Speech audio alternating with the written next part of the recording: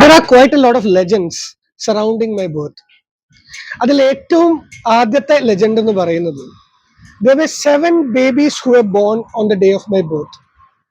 Apparently, or unfortunately, all of them were born blind. See, an evil aura coming in front of me.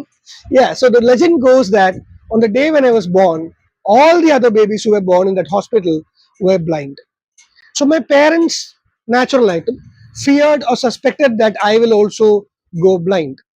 Apparently, when I was in my first standard or UKG, എനിക്ക് short sight diagnose ചെയ്യപ്പെടുകയും school ഡേയ്സിലുള്ള എൻ്റെ എല്ലാ ഫ്രണ്ട്സിനും അറിയാം ഒരു soda കുപ്പി കണ്ണാടി എനിക്ക് ഉണ്ടാവുകയും ചെയ്തു.